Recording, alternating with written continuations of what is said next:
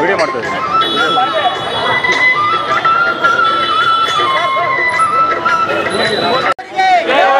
ಜಗಜ್ಯೋತಿ ಗುರು ಬಸವಣ್ಣನವರಿಗೆ, ಕರ್ನಾಟಕ ಸಾಂಸ್ಕೃತಿಕ ನಾಯಕ ಗುರು ಬಸವಣ್ಣನವರಿಗೆ. ವಿಶ್ವಗುರು ಬಸವಣ್ಣನವರ 891ನೇ ಜಯಂತಿ ಈ ದಿನ ಬಳ್ಳಾರಿ ನಗರದಲ್ಲಿ ಅದ್ಧೂರಿಯಾಗಿ ಇವತ್ತು ನಾವು ಆಚರಣೆ ಮಾಡ್ತಾಯಿದ್ದೀವಿ.